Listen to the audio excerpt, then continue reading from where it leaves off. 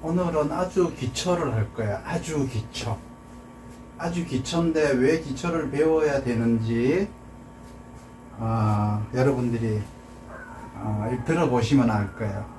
오늘은 그냥 수에 대해서 간단하게 말을 할 건데, 수의 종류, 그리고 뭐 수의 쓰임까지는 아니더라도, 이거 지금 현재 오늘 내가 강의를 하는 것은 기초 중의 기초예요. 근데 여러분들 몇 년 해도 명리학 몇 년을 공부를 하신 분들도 이 기초 중의 기초를 모르실 수가 있어요. 수 다 알죠. 뭐 수생목, 수국화 다 알죠. 근데 이제 이 수의 종류에 대해서 여러분들이 공부를 많이 했다고 하더라도 생각하지 않았을 수도 있고요. 물론 아시는 분들도 있겠지만, 그래서 오늘은 수에 대해서 여러분들한테 공부를 한번 해볼까 합니다. 수라는 것은 우리 사람들에게는 항상 지식과 지혜를 가져다 주죠.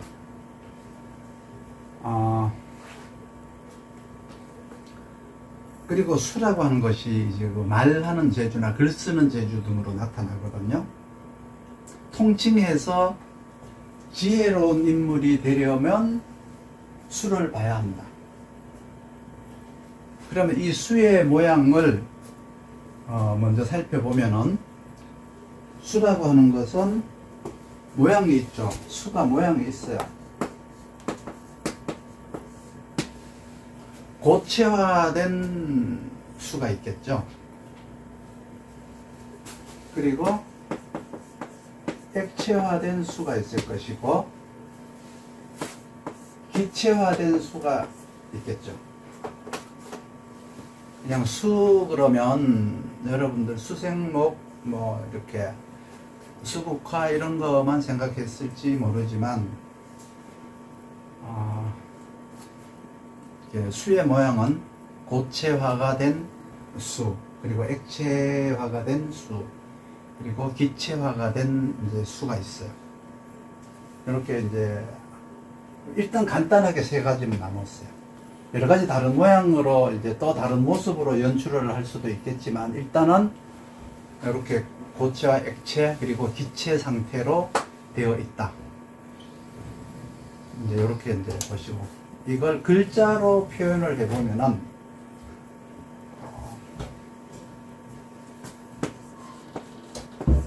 신금이 수가 돼요. 신금이. 그러면 이 신금을 가지고 뭐라고 하죠? 봄, 여름에는 이걸 가지고 뭐라고 해요? 우물이라고 하죠. 우물. 봄, 여름에는 우물이라고 하죠. 우물이라고 해요. 그러면 가을, 겨울에는 뭐라고 해요? 가을, 겨울에는. 가을, 겨울에는 신금을 가지고 설이라고 해요. 설이. 그러면 여름이다. 그럼 이제 봄, 여름에서 이제 여름이다. 그럼 수원이긴 수원인데, 봄과 또 여름이 달라요. 신금이 여름은 이제 구름이라고 해요. 구름. 그러니까 구름도 물로 화할 수가 있는 거고요.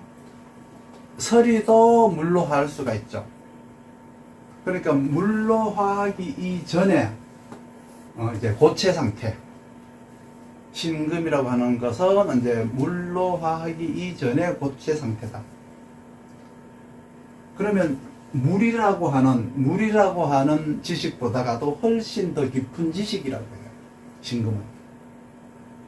그래서 오랫동안 익혀온 이제 인정받은 지식, 오랫동안 습득된 지식, 이렇게 표현을 하면 돼요. 구름이라고 하는 것은 대개 봄, 여름에 이제 형성이 되잖아요. 그래서 이제 깊은 지식이라고 해요. 설이라고 하는 것은 가을, 겨울에 내리는 것이니까 오랫동안 사용해온 지식이라고 해요. 이 속에는 이제 오랫동안 사용하고, 오랫동안 사용해왔다는 것은 이 고체를 얘기해요. 그리고 깊은 지식이라고 하는 것은 이제 구름을 얘기하는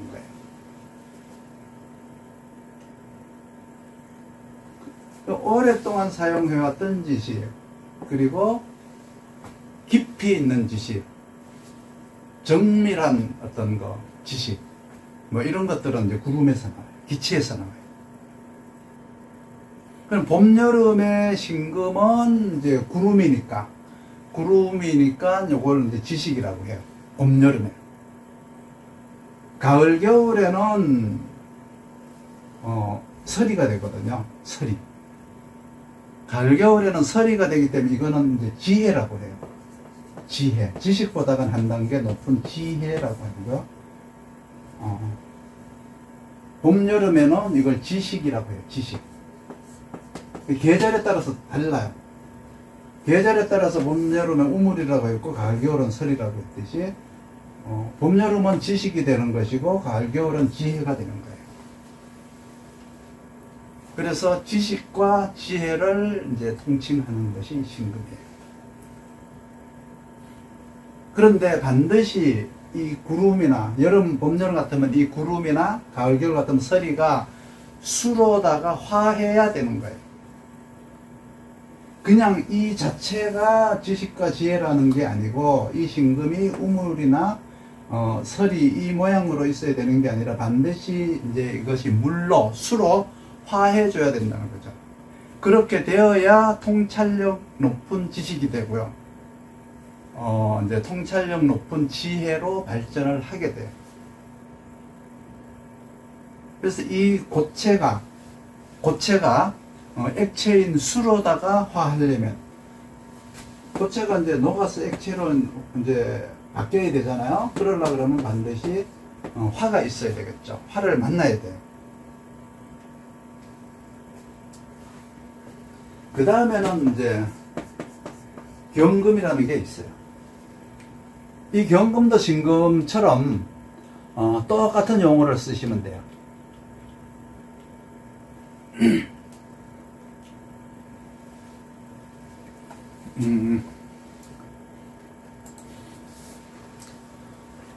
경금은 뭐냐 그러면, 신금과의 차이점은 뭐냐 그러면, 오래 묵었다. 이 신금은 오래 묵었다요. 오래 묵었다. 오래된 지식이죠. 경금에는 그 오래 묵었다라는 말을 하면 안 돼요. 신금은 오랫동안 이어져 와서 인정을 받았고, 과거에 우리 조상들이 써오기도 했었고, 이미 신금의 지식의 깊이는 지혜까지 가 있어요. 그러니까 오랫동안 이어져 온 지혜로운 신금이에요. 근데 경금은 오랫동안이 아니라 앞으로 쓰일, 미래에 쓰일 신지식. 그러니까 이거는 이제 새로운 지식이라고 해요. 새로운 지식. 새로운 지식과 지혜라고 해요.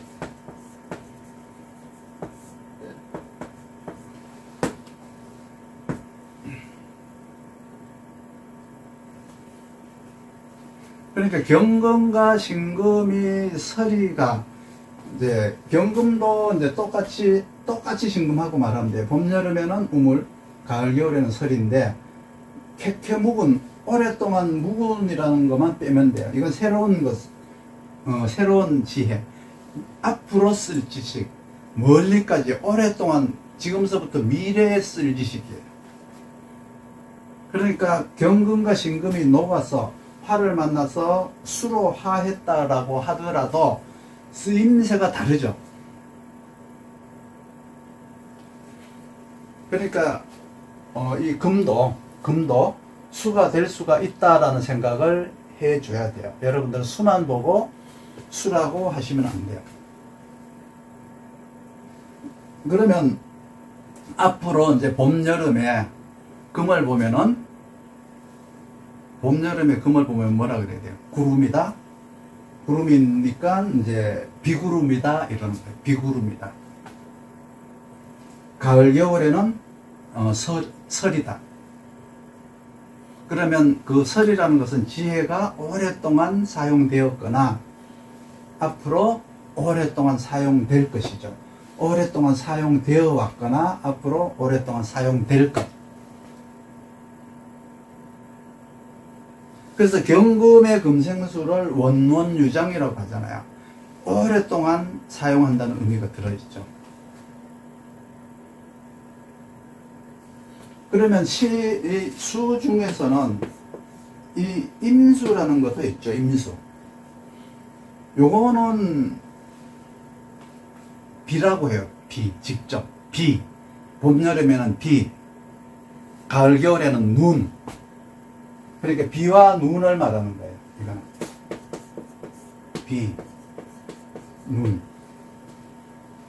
그런데 임수는 양이 많아요. 양이 많음을 뜻해요. 그러니까 이것은 개인에게 오는 게 아니고 강과 바다에 내리는 것과 같다 이래서 그리고 흔히 이제 강이나 바다에 비유하죠. 많은 사람들에게 혜택을 주는 거예요. 임수는 나 개인에게 주는 혜택이 아니고 여러 사람들에게 주는 혜택이다.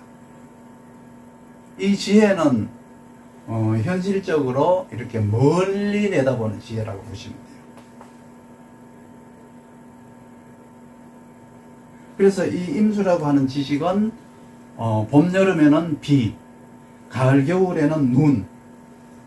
근데 폭넓은 지식을 말한다. 경신금이라고 하는 것에서 나오는 수는 깊고 임수라고 하는 이 수는 넓은 거예요. 그러니까 깊은 것과 넓은 것의 차이. 임수가 비인 것은 임수를 비라고 하고 눈이라고 하는 것은 지식이 넓게 펼쳐진 걸 말해요. 지식이 넓은 걸 말하는 거예요. 이 임수란 의미는. 그리고 이제 개수라는 게 있죠. 개수. 요것도 임수와 거의 똑같은데 임수가 이제 폭넓다, 넓게 펼쳐진 것이라면은 개수라고 하는 것은 아주 좁고 정밀하고 세밀해요. 지식이 종류가 얘도 역시 비가 되고 눈이 되는 것은 똑같아요. 봄, 여름에는 비, 가을, 겨울에는 눈 똑같아요. 그러면 이제 이 금과 수를 이렇게 혼합을 시킨 것을 우리는 짝이라고 하죠. 짝. 그리고 배합이라고 해요. 명리학의 정식 용어는 상생이죠. 상생. 이런 것들이죠. 이제 상생이라고 해요. 상생. 그렇죠?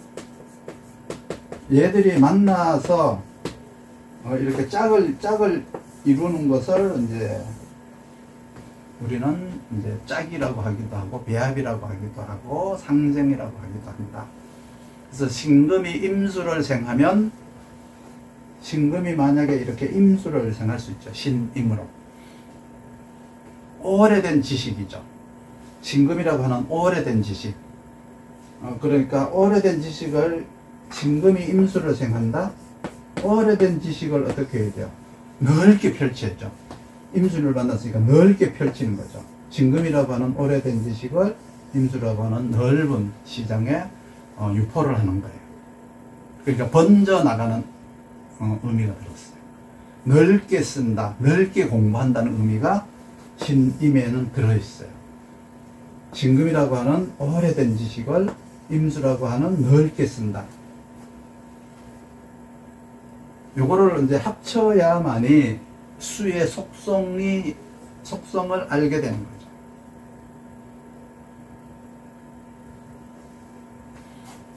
그리고 또 요런 글자가 있어요. 신금이 이거는 이제 천간이 아니라 그 지장간이죠. 지장간에 있는 신중에 있는 경금. 요것도 이제 천간경금과 유사해요. 경금을 이렇게 우물과 설이라고 했어요. 금을 그렇죠. 우물과 설이 혹은 구름과 설이 뭐 이렇게 했는데 가을 겨울은 구름과 설이 그리고 이제 봄 여름에는 이제 우물 구름 뭐 이렇게 말을 했잖아요. 그런데 이 신이라고 하는 것은 내린 지가 오래된 설이에요. 이거는 뭐야? 경신금은 구름과 설이기는 하지만 지금 당장 내린 설이가 경금이라면은, 신중에 있는 경금은 내리긴 오랫동안 내려서 녹지 않고 쌓여있는 설이에요. 오랫동안 쌓여있는 설이. 그러니까 다른 말로 하면은 오래된 학문이라는 뜻이에요. 오래된 학문. 경금은 지금 단장 내린 설이에요. 이거는 이제 단장 내렸지만 어떤 깊은 학습을 통해서 미래로 쓰이는 것이고, 신이라는 것도 이제 요거는 이제 똑같은데, 경금과 지하에 있는 우물과 같다. 그러니까 봄, 여름, 가을, 겨울의 쓰임새가 각기 이제 경금이나 신중에 있는 금이 다를 수는 있지만 용도가 달라지거나 그런 건 아니에요. 우물이에요. 이것도 우물. 이것도 미래로 오랫동안 흘러가는 셈인데, 언제 오래 전에 내려서 녹지 않고 켜켜이 쌓여있는 금과 같다, 이렇게 보시면 돼요. 그래서 학문으로 따지면 오래된 학문이다. 신금과, 이 천간의 신금과 유사하겠죠. 오래된 신금이니까. 그렇지만 경금은 이제 미래로 오랫동안 흘러가는 셈과 같다, 이렇게 보시면 되고요. 유라는 게 있죠. 유. 요것도 우물이에요. 요거는 이제 오랫동안 고여있던 물. 요것도 신금처럼 사용하면 돼요. 그래서 신유. 요 신유라고 하는 것은 이제 사람들이 여러 번 오랫동안 써서 검증을 받은 것들이에요. 얘와 같죠. 신금과 같죠. 그러니까 사용해보고 이제 검증을 받은 상태란 뜻이죠. 경신금은 얘는 이제 하늘에서 오는 구름과 설이에요. 얘들은 하늘에서 오는 구름과 설이. 신유는 지하에서 흐르는, 지하에 있는 이제 설이와 같다. 그러니까 지하에 있는 설인데 뭐야, 이건 우물이죠. 우물.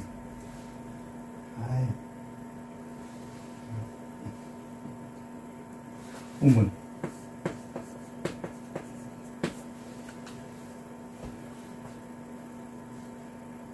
일단은 이제 이 신은 경금처럼 여기고 유는 신금처럼 여기세요. 단지 이제 이게 천간에 있느냐, 지장간에 있느냐의 차이죠. 그래서 신이라고 하는 것은 이거는 겨울이에요. 겨울. 이상하죠? 신이면은 처서니까 여름 아닌가요? 근데 이거를 이제 신자진 이렇게 해서 신자진 이러면은 얘는 이제 겨울로 가는 이제 우물이죠. 얘는 뭐야? 사유축으로 가야죠. 사유축. 그래서 얘는 이제 여름이라고 해요. 그러니까 봄, 여름에 나오는 이제 이건 뭐라고 하죠? 봄, 여름에 나오는 수랄. 우물은 우물인데 얘는 겨울 우물이고 얘는 봄, 여름 우물이에요. 사유축이니까. 얘는 신자진이니까 이제 겨울 우물이라고 하고요. 그러니까 유를 겨울 우물이기는 하지만 봄, 여름에는 뭐가 나오느냐 그러면 얘한테는 온수가 나와요. 온수가. 사유. 그래서 온수가 나와요. 사유축, 뭐 사축, 유축, 사유 뭐 이렇게 해서 유월은 분명히 신보다는 겨울이죠. 겨울이긴 하지만 봄, 여름에는 유에서는 봄, 여름이라는 의미는 하늘에서 병화를 만났거나 환경에서 이제 여름이 왔거나 사를 만났거나 이런 뜻이에요. 그렇게 되었을 때는 이제 온난한, 온수가 나온다. 그리고 가을 겨울에는 냉수가 나옵니다. 계절에 따라서 이제 요것도 요건 가을 겨울이라고 보고 요거는 여름과 봄으로 보시면 돼요. 이때는 이제 온수가 나고 이때는 냉수가 나온다. 온수는 뭐 하는 거죠? 초목을 기르든 나무를 수생목 한다는 뜻이죠. 수생목. 그러니까 목을 기르는 수라는 뜻이에요. 요 유는 봄 여름에는 온수라고 하는 것은 곧 수를 통해서 목을 기르는 물이다. 냉수는 목을 수축시키는 기능이죠. 그러니까 목을 수축시킨다는 이제 수축시키는 용도의 우물이라는 뜻이에요. 수축시킨다는 것은 목을 단단하게 만든다는 뜻이죠. 목을 단단하게 만든다는 뜻이고, 온수라는 것은 목을 성장시키다, 목을 자라게 한다는 뜻이죠. 지식과 지혜도 마찬가지지만, 어쨌든 간에 이런 것들은 실생활에 써먹는 지식이라는 뜻이에요. 초목을 기르는 물, 그리고 이제 초목을 수축하는 물, 그리고 온수, 냉수로 이제 판단하시면 돼요. 온수는 초목을 크게 자라게 하는 것이고, 냉수는 초목을 단단하게 만들어서 그 가치를 높이는 거죠. 결실을 크게 해서 그 가치를 크게 만드는 것이 냉수가 하는 일이에요. 그래서 봄, 여름에는 부피를 크게 하는 우물, 가을, 겨울은 가치를 높게 하는 우물. 청간처럼 그냥 그대로 이제 연결해도 상관은 없어요. 그리고 또 수가 이런 수도 있죠. 여기서 뭐가 있어요? 해 중에는 이제 요 임수라는 게 있죠. 임수. 그냥 해수 그러는데 뭐 해수래도 되기는 하지만 일단은 이제 임수예요. 임수. 땅에 있는 물이라는 뜻이에요. 사계절 다, 이거는 사계절 다 바다나 강이에요. 그러니까 강과 바다는 끊임없이, 끝없이 흘러간다. 끝없이 흘러가는 순환적 특징을 가지고 있다. 해중의 임수는. 나중에 이 해중의 임수를 막아서 흐르지 못하게 세우거나 얼려서, 꽁꽁 얼려서 흐르지 못하게 세울 수는 있죠. 그러니까 봄, 여름의 바다와 강, 이거는 이제 토로다가 막아서 논밭으로 써야 되겠죠. 논밭으로 유입을 시켜야 되겠죠. 화학 변화를 시켜야 돼요. 가을, 겨울의 강은 얼려서 써야 돼요. 그러면 봄, 여름의 강을 막아서 논밭으로 흘러 들어가게 하는 방법은 두 가지죠. 토로 막아서 이 해중의 임수를 이제 논밭으로 유입을 시켜서 벼가 자라는, 마치 논에 물을 대듯이 벼가 자라는, 목이 자라는 물로 쓸 거냐, 화가 있어서 이제 이 기체화를 시켜서 하늘로 구름으로 보냈다가 비로 내려서 이제 화학적으로 이제 변화가 된 거죠. 이게 이제 이렇게 개수로 내려서 목을 키우는 걸로 쓸 거냐.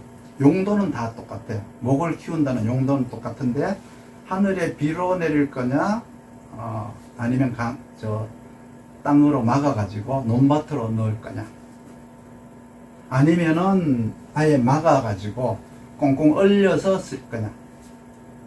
그러니까 봄, 여름에는 논으로 흘러 들어가게 해야 되겠죠. 용도가. 가을, 겨울은 꽁꽁 얼려서 도로처럼 쓴다는 뜻이에요. 도로. 그러니까 막는 지식과 얼리는 지혜다, 이렇게 보시면 돼요. 막는다라고 하는 것도 지식이고, 이제 얼린다라고 하는 것도 이제 지식은 지식인데, 그건 지혜라고 하시면 돼요. 그래서 이제 신유라든가 해자라고 하는 것은 사람들이 오랫동안 많이 사용해 왔던, 검증받은 것들이에요. 그래서 해라고 하는 것은 물을 막아서 쓰고 얼려서 길을 만들어서 썼다. 도로를 만들어서 썼다.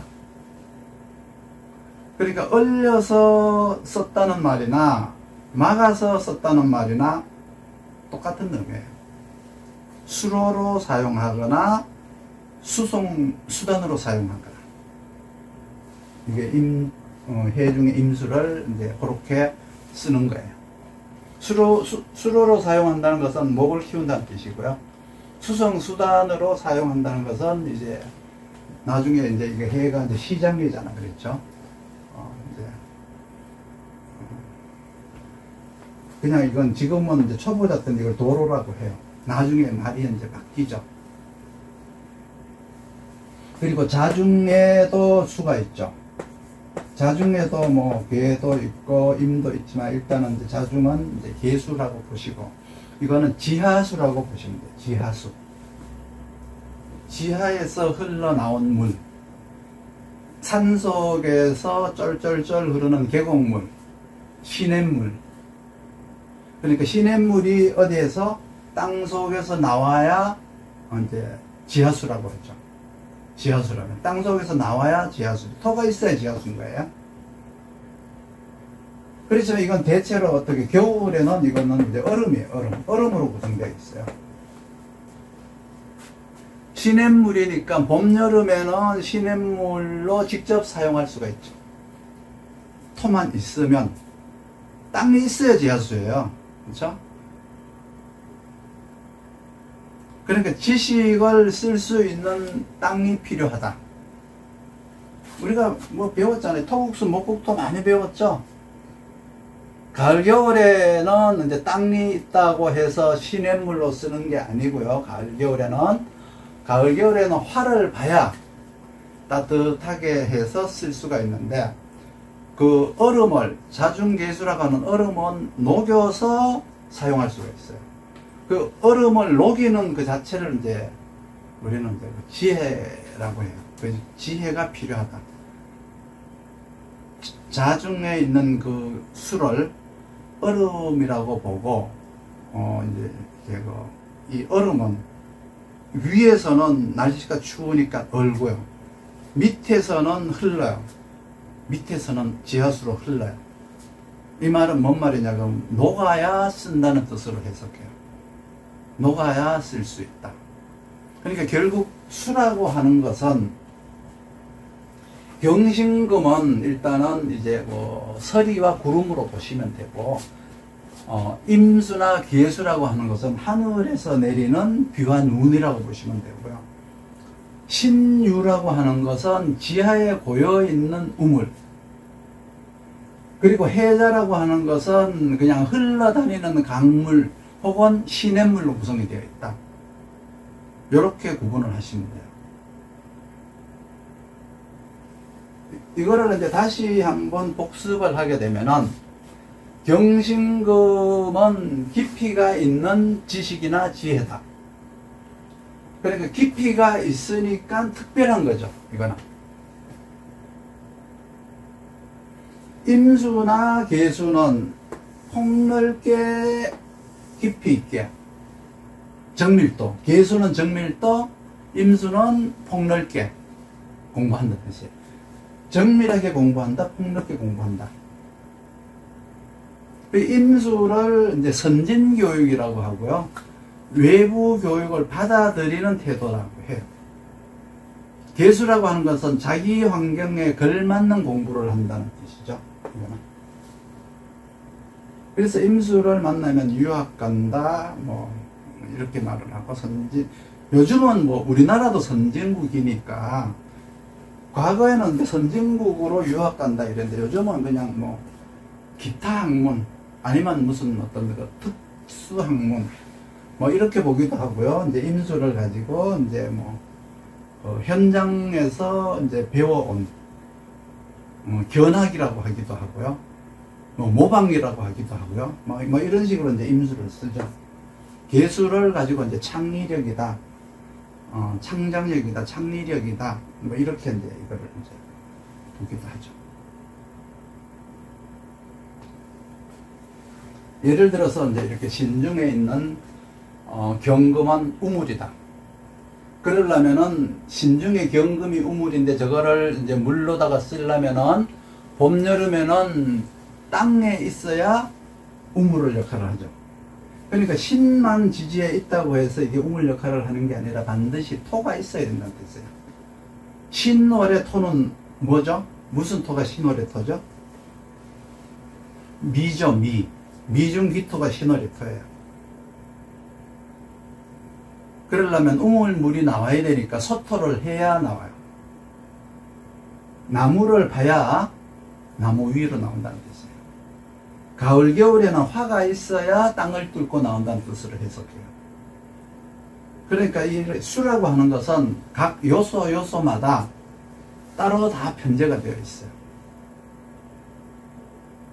예를 들어 가지고 한겨울에 한겨울이 해자축이잖아요. 해자축월에 이제 뭐 중에서 이제 자축월생이다 가령. 그런데 나는 이제 신금이다.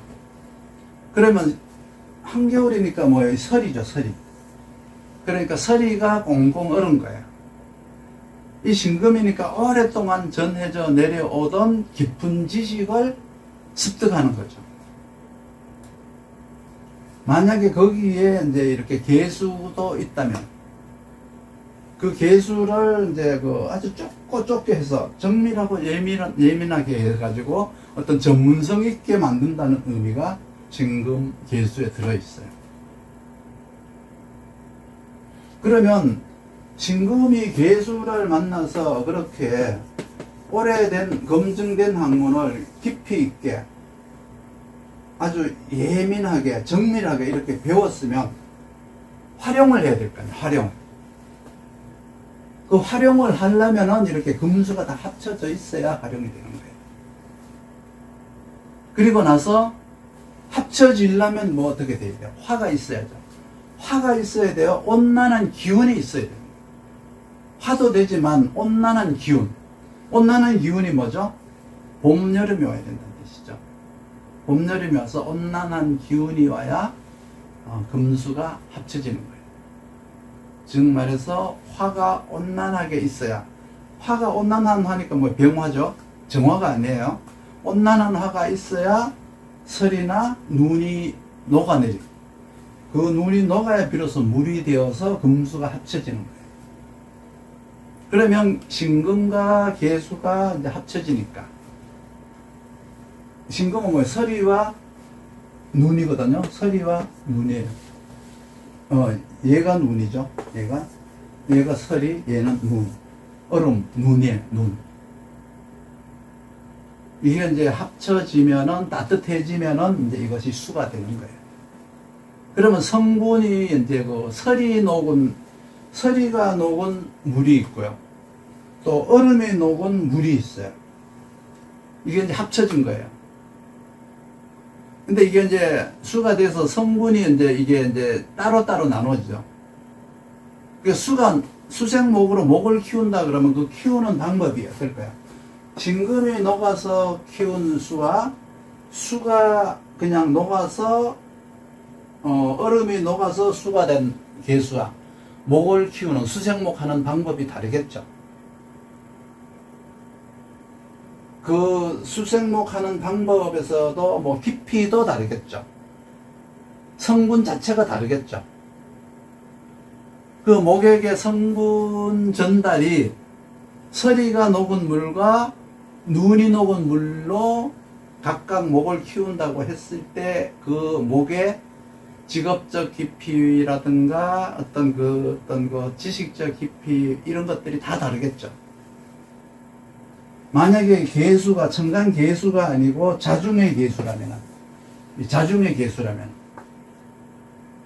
진금이라고 하는 서리와 자중에 있는 개수라고 하는 얼음이 녹은 것, 이 자는 항상 지장간에 있는 것들은 뭐냐 그러면 민간요법처럼 항상 사람들이 오랫동안 이렇게 쭉 이렇게 사용해 오던 것들이라고 보시면 돼요. 지장간에 있는 것은 그것이 녹아서 어디로 들어갔어요? 목액에 들어가는 거예요. 그러니까 사람들이 항상 사용하던 것, 전래되어 내려오던 것, 깊이 있고 정밀하게 조각해서 목을 키운다는 의미가 들어있어요. 그러니까 복잡하게 생각하지 말고 수라고 하는 성분이 이제 금은 하늘의 구름과 설이다. 경신금은. 그리고 수라고 하는 것은 이제 눈과 비로 구성되어 있다. 이런 것들이 모여서 하나의 수라는 것으로 형성이 된다. 그러면 수란 것은 고체로다가 멈추어져 있다가 이제 액체로 변화하는 과정을 말하는 거죠. 그러면 개수나 임수 하나만 있는 것이 수가 아니고 금생수를 받은 수라고 하는 것은 그 성분의 깊이가 훨씬 더 깊고 넓은 거죠. 금생수를 받은 개수가 훨씬 성분이 깊을 것이고 금생수를 받은 임수가 성분이 훨씬 폭넓을 것이겠죠. 그래서 깊이가 있는 수, 지혜가 더 많은 수, 폭넓게 쓰이는 수로다가 구분을 해야 돼요.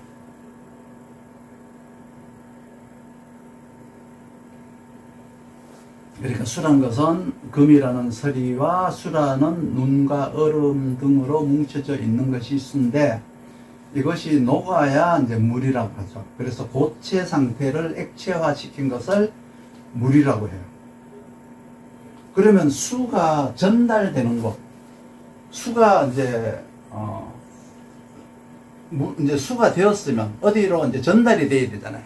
흘러가서 뭐 목으로 가든지 흘러가든지 해야 될 거 아니에요.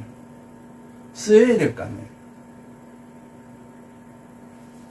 금은 설이라고 했죠. 그리고 수는 얼음과 이제 눈이라고 했죠.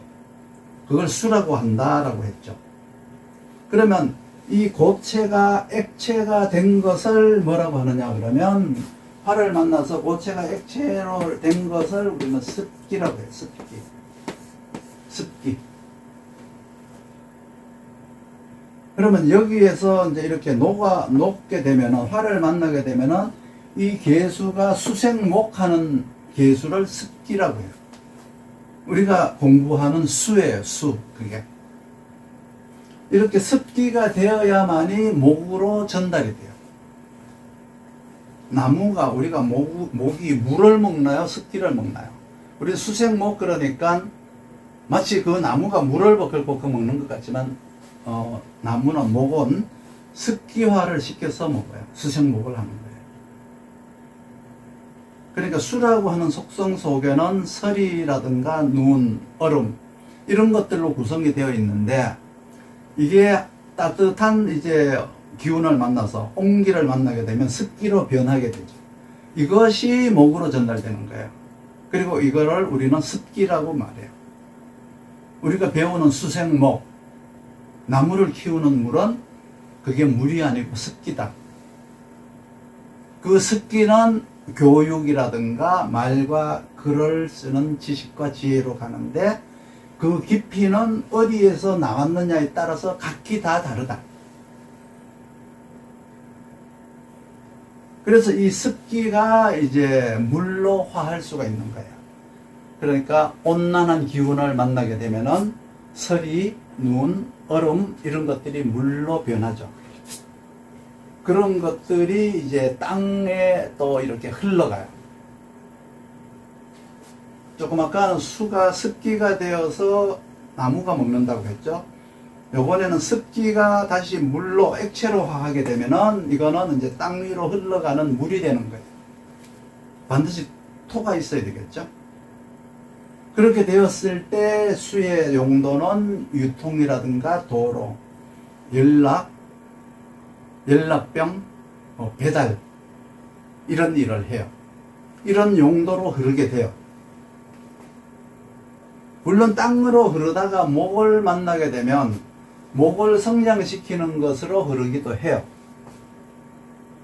그렇지만 눈이나 얼음이 녹은 수가 목으로 이렇게 흘러가는 어떤 교육적 지식 전달 체계, 설이나 눈이 또 녹아서 목으로 흘러가는 지식 전달 체계, 깊이가 다 달라요.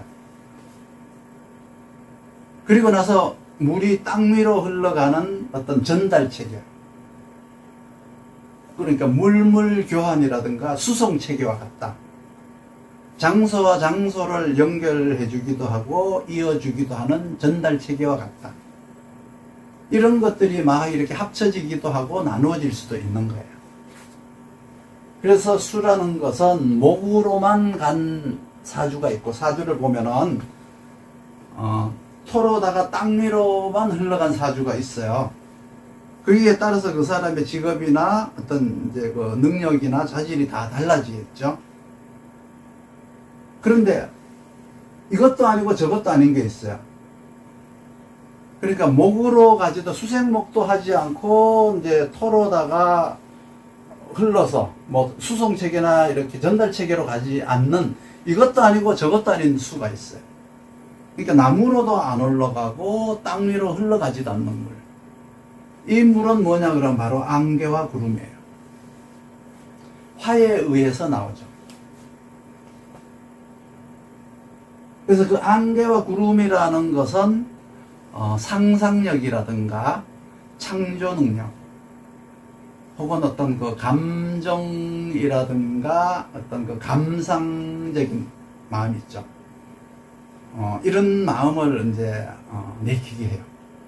그리고 드라마 작가처럼 상상력, 공상력, 가상현실 세계를 만들어내는 능력으로 드러나요.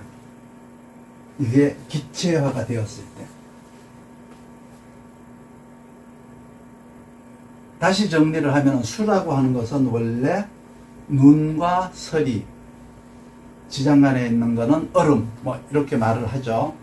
그러면 명리학에 우리가 이제 공부하는 이 수라는 것은 눈과 서리가 녹아서 목으로 흘러가거나 토로다가 흘러가거나 아니면 안개나 구름으로 이제 올라가서 이제 올라가는 이 세 가지의 작용을 해요. 일단은.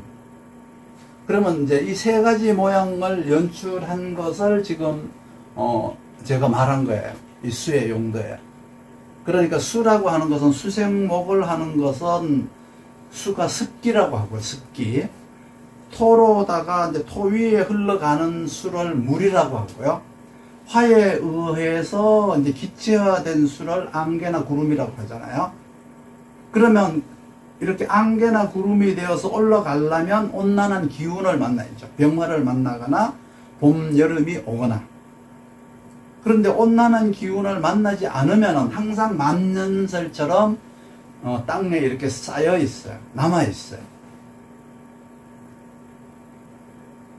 이게 이제 통칭해서 이제 물이라는 것이 나무로 흘러가는 것, 땅 위를 흘러가는 것, 안개나 구름으로 가는 것에 대한 성분이, 그 성분이 뭔지를 알아야 돼요. 그 성분을 이제 6개로 쪼갰죠. 크게는 이제 금수로 나누고 또 쪼갠 것이 또 있어요. 폭이 좁다, 넓다, 깊다, 미래지향적이다, 미개척 분야다, 개척 분야다, 막 이런 식으로 이제 이게 막 이제 이렇게 분류가 돼야 돼요. 그 성분 분석을 해야만이 그 수생목에 관한 이야기를 할 수가 있어요. 여러분들 그냥 수생목, 뭐 토국수, 목국토, 수생목 이렇게만 배웠지 거기에 대한 성분 하나하나 이런 것들이 사실 다 인문에 나오는 거거든요. 기초에서 나오는 거예요. 여러분들 이거 안 돼 있으면서 통면부터 하잖아요. 그렇죠? 그러니까 이 인문반을 무시하잖아요. 바로 중급, 고급 배우고 싶죠? 이거 초급이에요. 아주 기초예요. 이런 거 여러분들 알고 계세요? 수가 습기냐, 얼음이냐, 눈이냐, 아니면 지하수냐, 구름이냐, 비냐, 이거 알아야 돼요. 그게 목으로 갔을 때 그 지식의 깊이가 무슨 급이냐, 영어 강사급이냐, 대학 교수급이냐, 이런 어떤 그 교육 체계에 대한 깊이와 높이, 지식 전달 체계에 대한 어떤 그 깊이와 높이 이런 것들을 알아야 돼요. 그리고 토도 이제 그 토의 성분을 알아야 이게 배달이 되는데 뭐가 배달이 되었는지, 비밀 문서가 배달되었는지, 일반 생활용품이 배달되었는지, 이 사람이 트럭 운전사급인지, 택배급인지, 조종사급인지, 선장급인지, 뭐 이런 것들도 있잖아요. 그렇죠? 뭔가 장소를 이동할 때 거기에 담긴 어떤 물건의 내력, 이런 것들도 이제 알아야, 수를 알아야 이걸 아는 거예요. 화로다가 안개나 구름처럼 된 것이 있어요. 기체화된 것. 이것도 뭐가 녹아서 안개와 구름이 됐냐?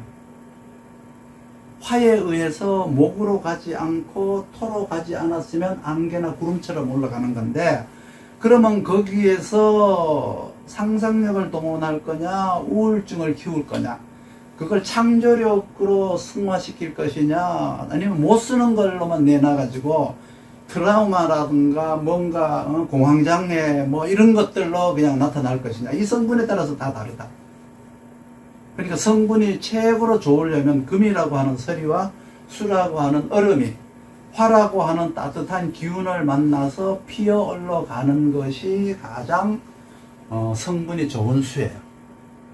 그래서 목으로 올라가게 되면 이거를 지식이라고 하고요. 지식이다라고 하고요. 화로 인해서 안개와 구름처럼 올라가면 그것을 좋은 말로 창조력이라고 하죠. 창조력. 토로다가 흘러가면 그것도 지혜가 되는 거예요. 그러니까 땅 장사도 여러 가지 땅 장사가 있어요. 옥토, 농사를 짓는 목생활을 하는 옥토가 되는 것도 있고요. 땅에다가 공장을 세우거나 학교를 세우듯이 땅으로 걸어가면서 이제 그 장소와 장소, 유통뿐만 아니고 뭔가 그 땅을 개발하는 내력도 그 속에 들어있다는 거예요. 그러니까 뭐가 와서 그런 건지를 꼭 알아야 돼요. 비가 와서 나무에 올라갔다는 건지, 그러니까 수생목을 했다는 건지, 구름이 낀 어떤 그 습기가 와서 수생목을 했다는 건지, 이런 것들도 봐야 돼요.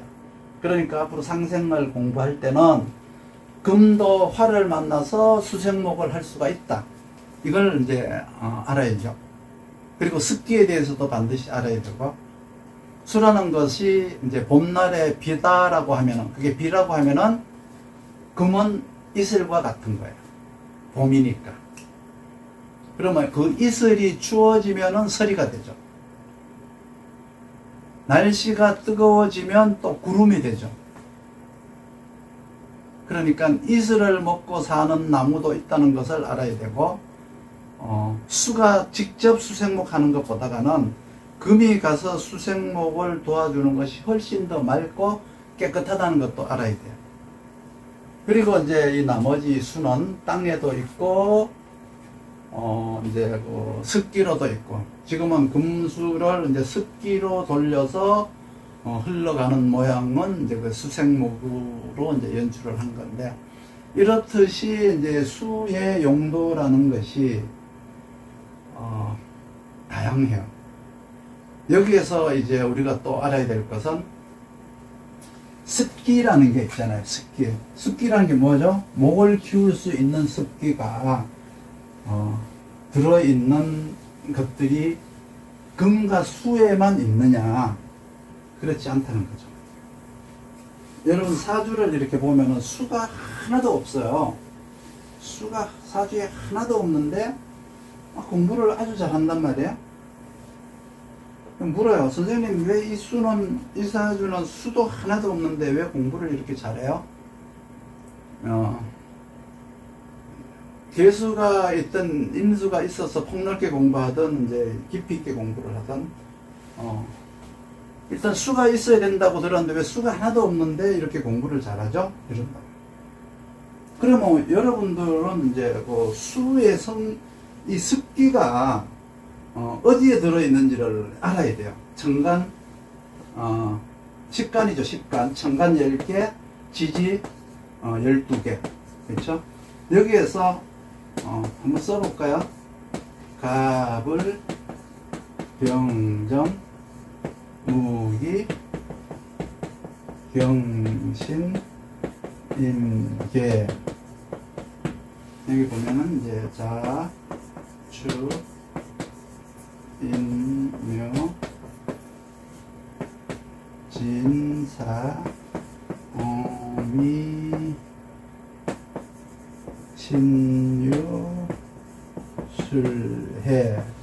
그러면 여기에서 이제 목이 자라는 습기라고 했죠. 습기.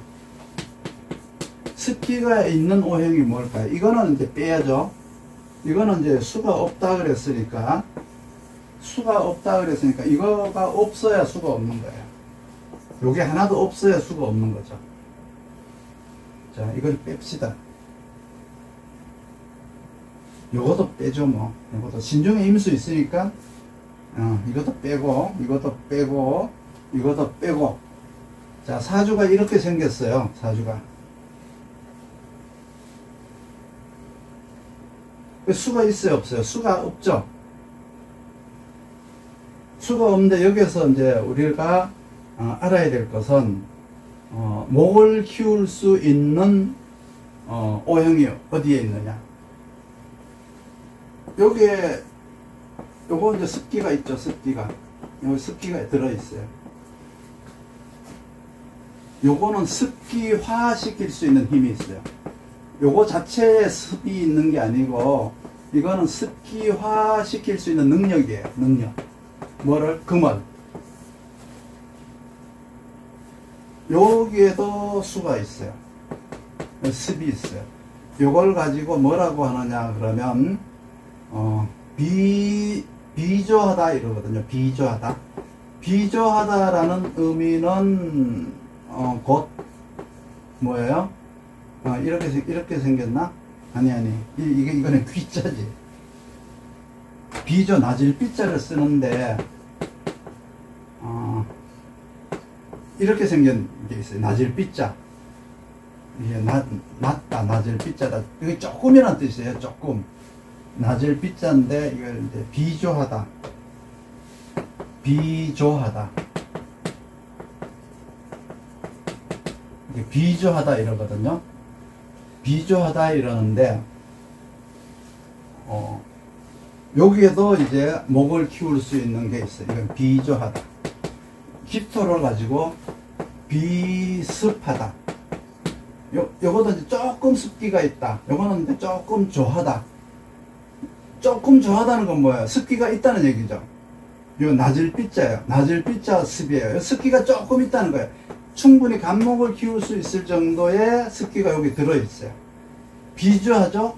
비조하다는 말은 습기가 많다는 뜻이에요. 조한 기운이 조금 있다는 뜻이거든요. 그럼 습기가 다하다는 뜻이에요. 이게 있으면 뭐예요?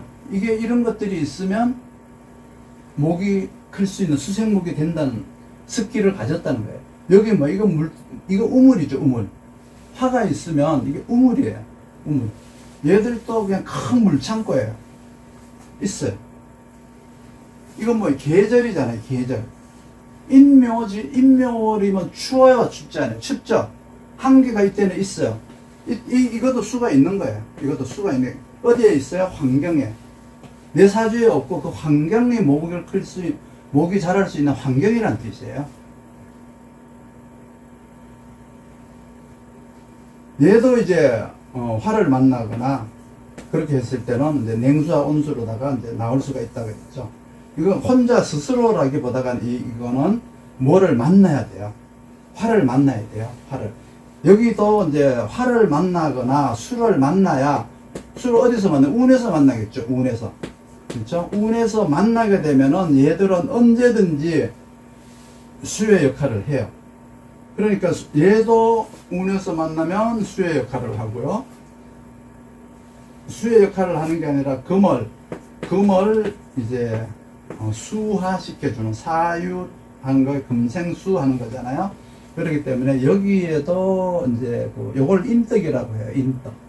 요거는 온난한 기운이라고 하고, 요거는 이제 병화는 온난한 이제 화라고 하고, 요건 온난한 기운이라고 하는데, 요거는 인덕에 의해서 이제 금이 녹아 먹는 거죠. 요건 내 의지에 의해서 나타나는 거라고 보시면 돼요. 이렇게 사주에 수가 하나도 없는데 어떻게 해서 이것도 수가 있는 거예요.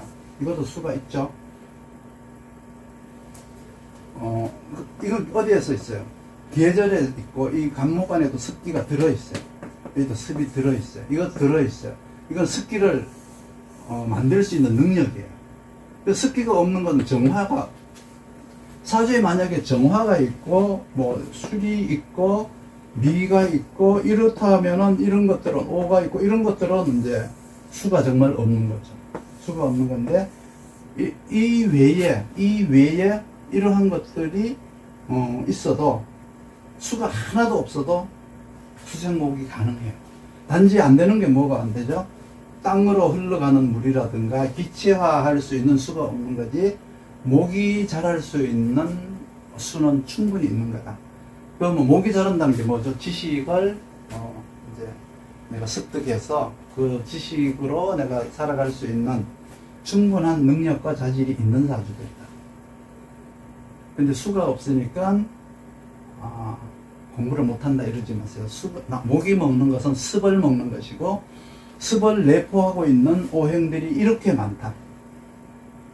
이런 거를 이제 아셔야 이 사주는 타고난 건 수가 없지만 대운을 이렇게 쭉 보면은 내 사주에 이런 것들이 없다고 하더라도 충분히 대운에서 오게 되면 공부를 잘 하게 돼 있어요.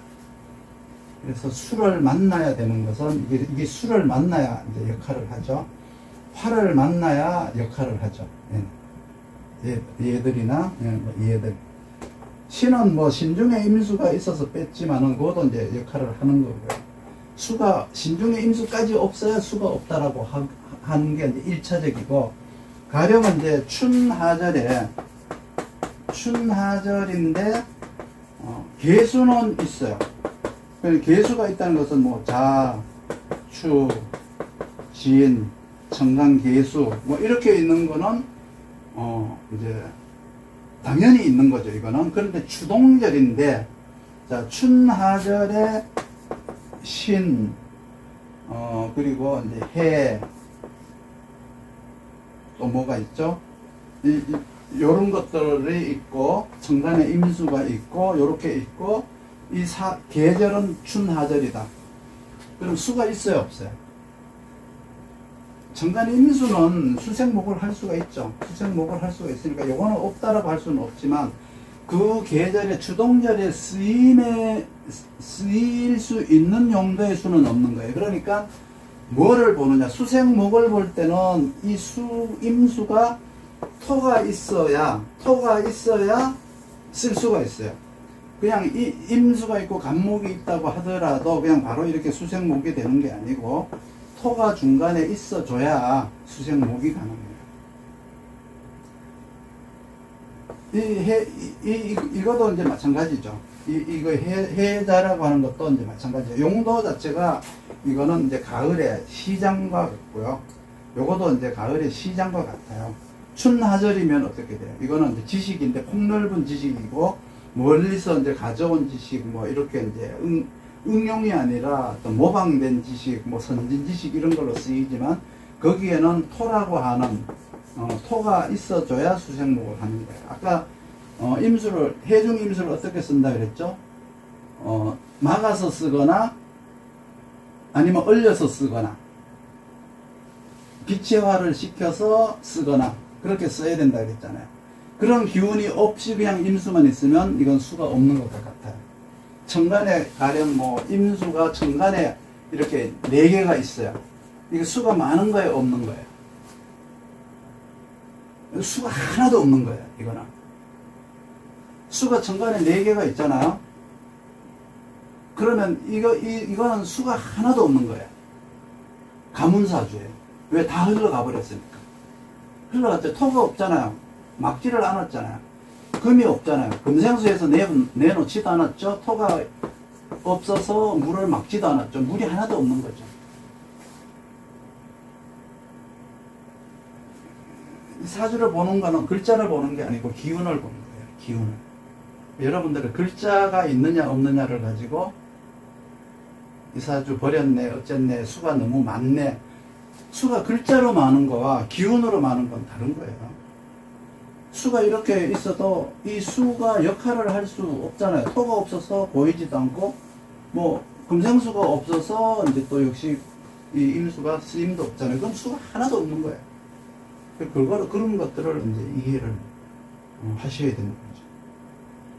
그래서 수가 없더라도 이제 있는 오행이 이제 얼마나 그 사주가 어떻게 되어 있는가도 봐야 되는 거고, 수가 있어도 없다 그러고, 그래 우리가 이제 이렇게 보면 수가 많은데 없다 그러거나, 수가 있는데 이제 수가 전혀 없는데 수가 많다 그러거나, 흔히 그러거든요. 우리는 흔히 그러는데 이제 그거를 이제 의아해야죠. 수가 어디 있는데 수가 있다 그럴까? 수가 이렇게 많은데 왜 수가 없다 그럴까? 이런 것들에 대한 의문을 이제 여러분들이 가지게 돼요.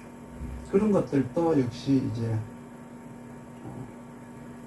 초보 때 배우시면 좋은데, 이런 것들이 이제 되어 있느냐는 거예요, 여러분들께서. 그러니까 그냥 무조건 이제 뭐 통변을 배우면 좋다, 이런 이론이 기반이 되지 않는 상태에서 통변 배우면 아무런 쓸모가 없어요. 왜 그런지를 모르잖아요. 손님한테 어떻게 설명해 줄 건데요? 그냥 수생목이 되니까 공부 잘한다 그럴까요? 그 수생목에 대한 그 깊이, 크기, 용도, 쓰임, 등급, 이런 것들을 말해줘야 돼요. 수생목이라고 하더라도. 수생목 한 가지만 가지고 제가 지금 사실은 얘기를 하는 거예요, 지금 오늘 강의는.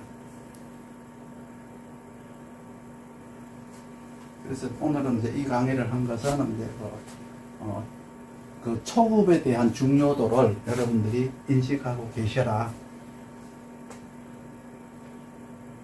그 초급에 대한 그거를 이제 무시하고 바로 중급, 고급으로 올라가 봐도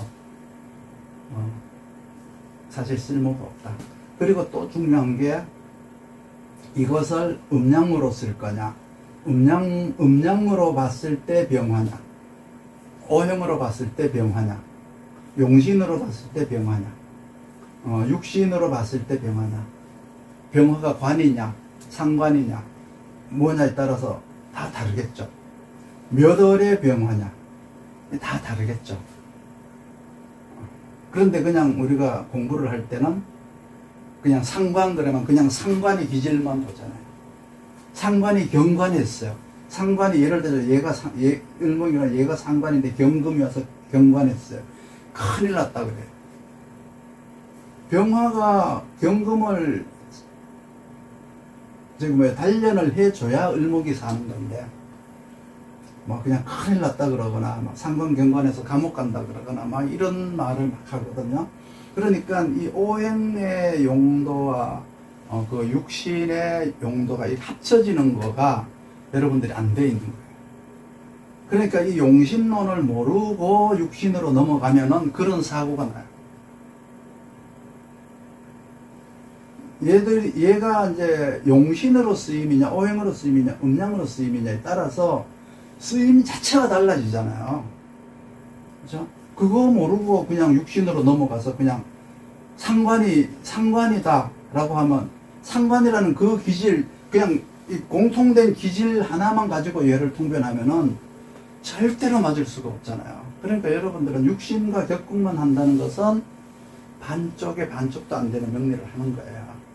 먼저 모든 성향, 그 사람이 가진 자질, 그 사람이 가진 성품, 그 사람이 가진 어떤 능력의 크기는 전부 용신에 들어있어요. 그 용신, 내가 어떤 자질을 가지고 어떤 능력, 내가 받은 사명이 뭐다, 내가 해야 될 일이 뭐다를 모르고 육신으로 갔으니까 이 일이 내한테 맞는 건지 맞지 않는 건지, 실력은 어떤 건지 이걸 모르는 거잖아요. 그런데 단지 우리가 상생상극을 배워가지고 무슨 뭐 흉신이 이렇게 상극했으니까 나쁘다 이렇게 하면 안 돼요. 이게 오행마다 특성이 다 달라요. 오행마다. 병화가 경금을 상극했는데 이게 상관경관이냐, 경금이 간목을 상극해서 상관경관이냐, 신금이 을목을 상극해서 상관경관이냐, 이 따라서 다 다르잖아요. 이 상관경관이 좋을 때가 있고 나쁠 때가 있잖아요. 상관경관을 해야 될 시기에 상관경관 하는 거를 나쁘다 그러면 안 되거든요. 이거 다 원령에서 나오는 거거든요. 원령에서. 그리고 대운의 흐름에서 이제 변화해서 이제 보는 거거든요. 그런데 그것을 모르고, 그 용신을 모르고 육신과 격국을 한다? 그거는 이렇게 걷지도 못하면서 나는 거 배우는 거예요. 하늘 나는 걸 배우는 거예요. 걷지도 못하면서. 그렇기 때문에 이 용신의 중요성, 음양 오행에 대한 중요성, 음양에 대한 중요성, 오행에 대한 중요성, 용신에 대한 중요성, 이거를 알고 육신으로 넘어가고, 그리고 육신을 자세하게 알고 격국으로 넘어가야 돼요. 여러분들은 이제 어떤 게 육신인지 어떤 게 격국인지, 어떻게 쓰는 게 음양인지 오행인지 용신인지 구별을 지금 못 하시잖아요. 그거는 기초가 안 돼 있으면 그래요. 그 용신을 아셔야 이게 오행으로 쓰임인지 용신으로 쓰임인지 아니면 음양으로 쓰임인지, 이런 거 있잖아요. 지지가 있고 이 천간이 있는데 얘가 얘를 생하나요? 얘가 얘를 생하나요? 여러분들 이거 이런 질문 엄청 해요. 이거 용신만 알면은 이거 다 하는 거예요. 다 하는 거예요. 물을 필요도 없는 간단한 내용인데, 지지가 천간을 생하나요? 얘가 얘를 생하나요? 글자만 있으면 생하나요? 그렇지 않아요. 이런 것들이 다 어디에 용신론에 들어있어요. 결국은 이제 용신까지만 공부해도 여러분들 사주 보는 데는 아무 지장이 없는데, 거기다가 이제 통변성이라고 하는 육신과 격국을 넣음으로 해서 그게 더 훨씬 맛깔스럽고, 그 사람의 직업적 가치라든가 그 사람의 사회적 관계, 인간관계가 이제 거기에 가미됨으로써 명리가 정말 명리다운 통변이 되기 위해서 육신과 격국을 알아야 되는데, 이러한 것들을 전혀 모르고, 제가 아까 예로다가 수생목 한 가지의 예만 들었지만, 이러한 모든 것들에 대한 특성을 알고 육신과 격국을 배우는 것과 그냥 육신과 격국을 배워서 쓰는 것과의 차이를 여러분들은 아셔야 돼요. 아셔야지. 왜 기초가 중요하다, 초급이 중요하다라고 강조를 하는 이유가 그래서 그런 거예요. 이렇게 이제 알면 알수록 어려운 게 명리 공부다라고 하는 건 기초가 안 돼 있어서 그래요. 기초가 되면요, 이거보다가 더 쉬운 건 없어요. 초등학교 5학년 지적 수준이면 할 수 있는 학문이 명리학이에요. 저렇게 하면 할수록 어렵다. 기초부터 안 했다는 뜻이거든요. 저런 말을 하시는구나.